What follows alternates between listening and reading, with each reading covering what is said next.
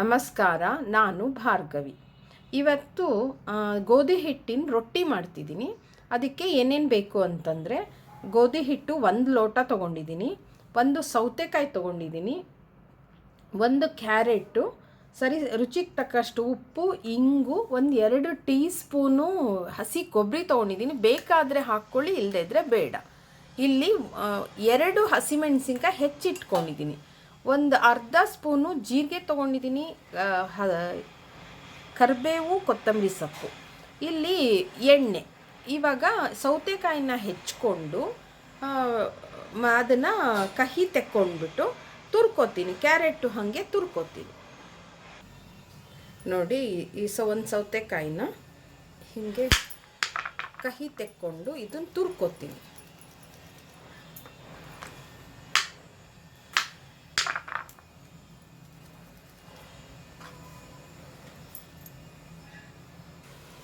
ನೋಡಿ, ತುರ್ಕೋತೀನಿ. ಇದನ್ನು ಪೂರ್ತಿ ಸಣ್ಣ ತುರಿನಲ್ಲಿ ತುರ್ಕೋತೀನಿ. ಪೂರ್ತಿ ಇದನ್ನು ತುರ್ಕೋತೀನಿ ನೋಡಿ. ಸೌತೆಕಾಯಿ ತುರ್ಕೊಂಡೆ. ಇವಾಗ ಕ್ಯಾರೆಟ್ ತುರ್ಕೋತೀನಿ.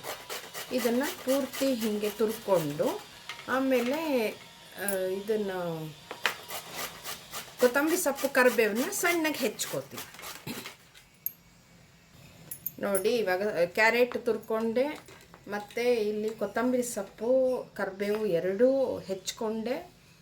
ಇವಾಗ ಇದನ್ನು ಕಲಿಸ್ತೀನಿ. ಇವಾಗ ಗೋಧಿ ಹಿಟ್ಟೆಲ್ಲ ಹಾಕಿ ಕಲಿಸ್ತೀನಿ. ಒಂದು ಪಾತ್ರೆ ತೊಗೋತೀನಿ.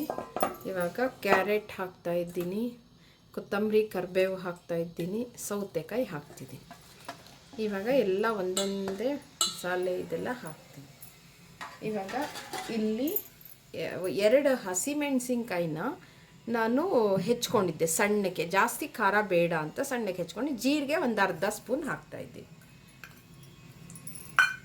2 ಟೀ ಸ್ಪೂನು ಹಸಿ ಕೊಬ್ಬರಿ, ಬೇಕಾದರೆ ಹಾಕ್ಕೊಳ್ಳಿ, ಇಲ್ಲ ಅಂದರೆ ಬೇಡ, ಹಾಕ್ತಿದ್ದೀನಿ.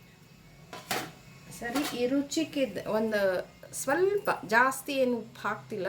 ನಿಮಗೆ ಗೋಧಿ ಹಿಟ್ಟಿನ ರುಚಿನೇ ಒಂಥರ ಚೆನ್ನಾಗಿರುತ್ತೆ. ಅದು ಹಾಗಾಗಿ ಉಪ್ಪು ಕಡಿಮೆ ಹಾಕ್ತಿದ್ದೀನಿ. 1 ಅರ್ಧ ಸ್ಪೂನ್ ಹಾಕಿದ್ದೀನಿ. ಅಂದರೆ ಟೀ ಸ್ಪೂನಲ್ಲಿ ಅರ್ಧ ಸ್ಪೂನು, ಅದು 3/4 ಪಾವು ಗೋಧಿ ಹಿಟ್ಟಿಗೆ. ಇವಾಗ ಹಿಂಗೊಂದು ಸ್ವಲ್ಪ ಹಾಕ್ತೀನಿ. ಯಾವುದೂ ಜಾಸ್ತಿ ಹಾಕೋಬೇಕಿಲ್ಲ, ನಿಮಗೆ ಹಾಕಿ ಇದನ್ನು ನೀಟಾಗಿ ಮಿಕ್ಸ್ ಮಾಡ್ತೀನಿ. ಇವಾಗ ಇದನ್ನು ಚೆನ್ನಾಗಿ ಮಿಕ್ಸ್ ಮಾಡಿ ಇದಕ್ಕಿವಾಗ ಗೋಧಿ ಹಿಟ್ಟು ಹಾಕ್ತಾ ಕಲಿಸ್ತೀನಿ.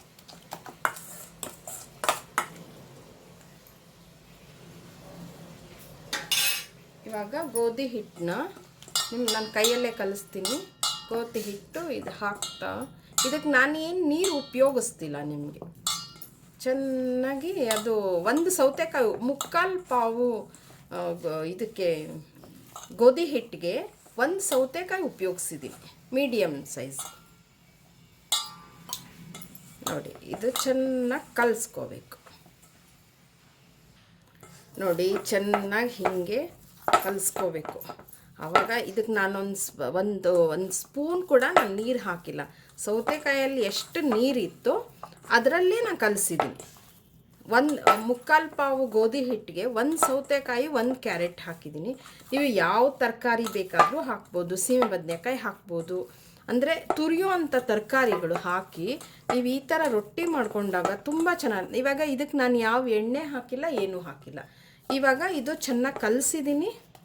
ಸರಿ, ಸುಮ್ಮನೆ ಒಂದು ಕೈಯಲ್ಲಿ ಹಿಂಗೆ ಅದ್ದಿ ಆ ಎಣ್ಣೆನ ಹಿಂಗೆ ಮಾಡಿ ಈ ಥರ ಅದು ಆರಬಾರ್ದು, ಅಂದರೆ ಚೆನ್ನಾಗಿ ನೆನಿಬೇಕು ಅನ್ನೋದಕ್ಕೆ 10 ನಿಮಿಷ ಬಿಟ್ಬಿಡ್ತೀನಿ. ಇದನ್ನು 10 ನಿಮಿಷ ಹೀಗೆ ಮುಚ್ಚಿಟ್ಬಿಡ್ತೀನಿ ನೋಡಿ. ಈ ಥರ ಒಂದು ಬಾಳೆ ಎಲೆ ತೊಗೊಳ್ಬೇಕು, 2 ಬಾಳೆ ಎಲೆ ತೊಗೋಬೇಕು. ಅದೊಂದು ಸ್ವಲ್ಪ ಬಿಸಿ ಮಾಡಿದ್ರೆ ನಿಮ್ಗೆ ಹೆಂಗೆ ಬೇಕೋ ಹಾಗೆ ಅದು ಇದಾಗುತ್ತೆ, ಕಟ್ ಆಗೋದಿಲ್ಲ. ಇದನ್ನು ನೀಟಾಗಿ ಹಿಂಗೆ ರೌಂಡ್ ಶೇಪಲ್ಲಿ ಕಟ್ ಮಾಡ್ಕೊತೀನಿ. ಬಾಳೆ ಎಲೆನ ಈ ಥರ ನೀಟಾಗಿ ಹೀಗೆ ಕಟ್ ಮಾಡ್ಕೊಂಬಿಟ್ರೆ ನೀಟಾಗಿ ರೌಂಡಾಗಿ ಬರುತ್ತೆ. ನಿಮಗೆ ಆರಾಮಾಗಿ ಅದನ್ನು ಇದು ಮಾಡ್ಕೋಬೋದು ನೋಡಿ. ನೀಟಾಗಿ ರೌಂಡಾಗಿ ಬರುತ್ತೆ.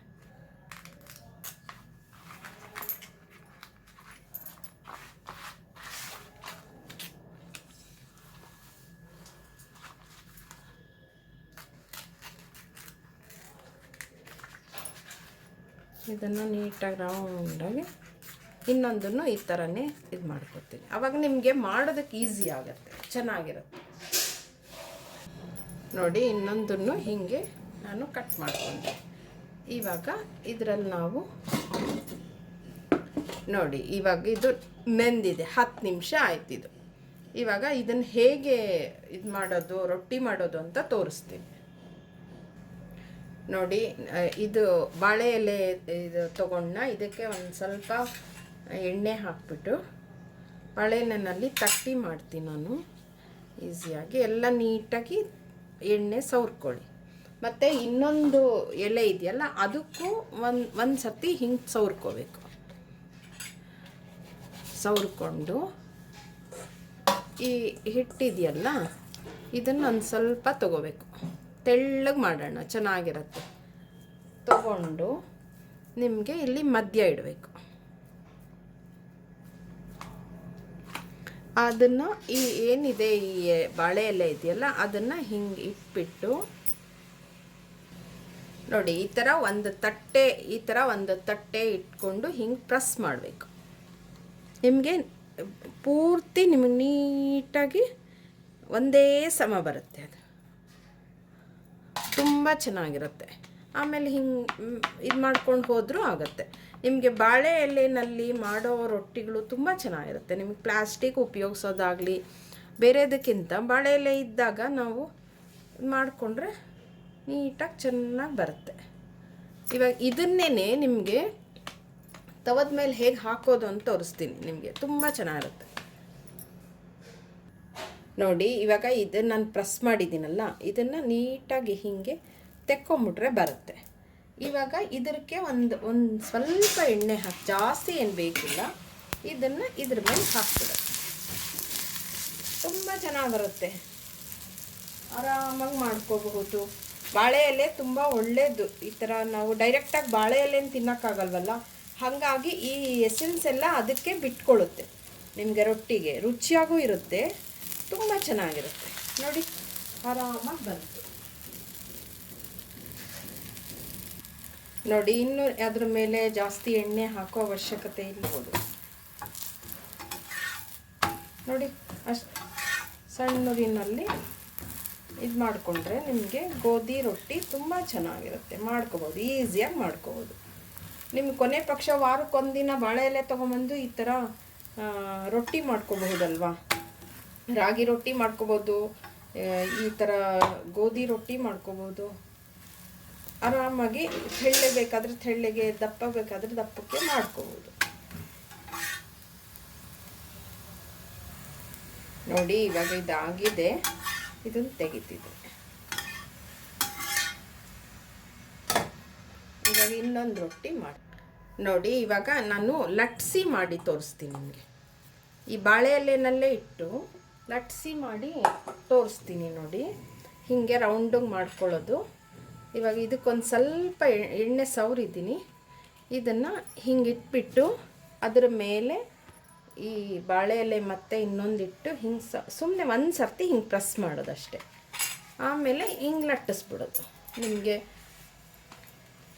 ತುಂಬ ಚೆನ್ನಾಗಿ ಬರುತ್ತೆ. ನಿಮಗೆ ಅದು ಒಂದೇ ಲೆವೆಲಲ್ಲಿ ಇರುತ್ತೆ ರೊಟ್ಟಿ. ಹೇಗೆ ಬೇಕಾದರೂ ಮಾಡ್ಕೋಬೋದು, ಅಂಟ್ಕೊಳ್ಳಲ್ವಲ್ಲ ನಿಮಗೆ, ಲಟ್ಸೋವಾಗ ಅಂಟ್ಕೊಳ್ಳಲ್ಲ, ತುಂಬ ಚೆನ್ನಾಗಿ ಬರುತ್ತೆ ನಿಮ್ಗೆ ಆರಾಮ. ಹಾಗಾಗಿ ವಾರಕ್ಕೊಂದಿನಾದರೂ ಬಾಳೆ ಎಲೆ ಇದನ್ನು ತೊಗೊಂಡು ಬಂದು ಈ ಥರ ರೊಟ್ಟಿ ಮಾಡ್ಕೋಬಹುದು ನೋಡಿ. ಇವಾಗ ಇದನ್ನು ತೆಗಿತೀನಿ ನಾನು. ಇದನ್ನೇನು ಅಂಟ್ಕೊಂಡಿರಲ್ಲ, ಒಂಚೂರು ಎಣ್ಣೆ ಹಚ್ಚಿರ್ತೀವಲ್ಲ ನೋಡಿ, ಫಸ್ಟ್ ಕ್ಲಾಸಾಗಿ ಬಂದಿದೆ. ನಿಮ್ಗೆ ಹಿಂಗೂ ಮಾಡ್ಕೋಬೋದು. ಇವಾಗ ತವದ ಮೇಲೆ ಹಾಕ್ತಿದ್ದೀನಿ. ಒಂದೇ ಒಂದು ತೊಟ್ಟು ಎಣ್ಣೆ ಹಾಕಿ ಈಗ ನೋಡಿ ಎಷ್ಟು ಚೆನ್ನಾಗಿ ಬಂದಿದೆ ನೋಡಿ. ಬಾಳೆ ಎಲೆ ತೆಗಿತೀನಿ. ಇವಾಗ ಚೆನ್ನಾಗಿ ಬರುತ್ತೆ. ಇದರ ನೀವು ಸಪ್ಪೆಲ್ಲ ಹಾಕಿನೂ ಈ ಥರ ಮಾಡಬಹುದು.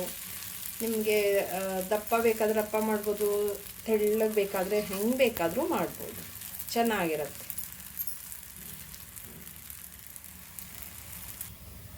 ನೋಡಿ ರೊಟ್ಟಿ ರೆಡಿ ಆಯಿತು. ಇವಾಗ ತೆಗಿತಿದ್ದೀನಿ. ನೋಡಿ ಎಷ್ಟು ಸಾಫ್ಟಾಗಿದೆ. ನಿಮಗೆ ಸರಿ, ಅದ್ರ ಜೊತೆಯಲ್ಲಿ ಒಂದು ಚಟ್ನಿ ನೋಡಿ, ಇದಕ್ಕೊಂಚೂರು ತುಪ್ಪ ಹಾಕ್ಕೊಂಡು ತಿಂದರೆ ನೋಡಿ, ಇದು ಗೋಧಿ ರೊಟ್ಟಿ ಎಷ್ಟು ಸಾಫ್ಟಾಗಿದೆ, ನಿಮಗೆ ತುಂಬ ಚೆನ್ನಾಗಿದೆ. ಅದ್ರ ಜೊತೆಯಲ್ಲಿ ತೊಂಡೆಕಾಯಿ ಚಟ್ನಿ ಮಾಡಿದ್ದೀನಿ, ತೋರಿಸ್ತೀನಿ ನೋಡಿ. ಎಷ್ಟು ಚೆನ್ನಾಗಿದೆ ನೋಡಿ ನಿಮಗೆ. ಅದ್ರ ಜೊತೆಯಲ್ಲಿ ಇದು ತುಂಬ ಚೆನ್ನಾಗಿರುತ್ತೆ ನೋಡಿ. ಈ ಥರನೂ ತರಕಾರಿ, ಇವಾಗ ತೊಂಡೆಕಾಯಿ ತರಕಾರಿ ಸೇರಿತು ಚಟ್ನಿ ಮಾಡಿರೋದ್ರಿಂದ. ಇದರಲ್ಲಿ ಸೌತೆಕಾಯಿ, ಕ್ಯಾರೆಟು, ಕೊತ್ತಂಬರಿ, ಕರಿಬೇವು ಎಲ್ಲ ಹಾಕಿದ್ದೀನಿ. ನಿಮ್ಗೆ ಆರೋಗ್ಯ, ಇದಕ್ಕೆ ನೀರು ಹಾಕ್ದಿರೇ ನಾನು ಇವು ಎರಡು ಚಟ್ನಿಗೂ ನಾನು ನೀರು ಹಾಕಿ ನಾನು ಮಾಡೋಕ್ಕೆ ಹೋಗಿಲ್ಲ. ಈ ರೊಟ್ಟಿಗೂ ಅಷ್ಟೇ, ಗೋಧಿ ರೊಟ್ಟಿಗೂ ಅಷ್ಟೇ, ನಾನು ಸೌತೆಕಾಯಿ ಏನು ನೀರು ಬಿಟ್ಕೊಂಡಿತ್ತೋ ಅದರಲ್ಲಿ ಅಷ್ಟೇ, ಆ ನೀರಲ್ಲೇ ಕಲಸಿರೋದು. ಹಾಗಾಗಿ ನಿಮಗೆ ಇದು ರುಚಿನೂ ತುಂಬ ಚೆನ್ನಾಗಿರುತ್ತೆ, ಆರೋಗ್ಯಕ್ಕೂ ಒಳ್ಳೆಯದು. ಅಷ್ಟು ತರಕಾರಿ ಮೈಗೆ ಸೇರಿದಂಗೆ ಆಗುತ್ತೆ. ನಿಮ್ಮನೇಲೂ ಈ ಥರ ಮಾಡಿಕೊಂಡು ರಾಗಿ ರೊಟ್ಟಿನೂ ಇದೇ ಥರನೇ ಮಾಡ್ಕೋಬಹುದು. ಜೋಳದ ರೊಟ್ಟಿನೂ ಈ ಥರನೇ ಮಾಡ್ಕೋಬಹುದು. ಇವತ್ತು ನಾನು ಗೋಧಿ ರೊಟ್ಟಿ ಮಾಡಿದ್ದೀನಿ. ನಿಮ್ಮನೇಲೂ ಈ ಥರ ಮಾಡಿಕೊಂಡು ತಿಂದು ನನಗೆ ತಿಳಿಸಿ. ನನ್ನ ಚಾನಲ್ ಸಬ್ಸ್ಕ್ರೈಬ್ ಮಾಡಿ, ಶೇರ್ ಮಾಡಿ, ಸಪೋರ್ಟ್ ಮಾಡಿ. ನಿಮ್ಮ ಸಪೋರ್ಟು ತುಂಬ ಇಂಪಾರ್ಟೆಂಟು. Thank you.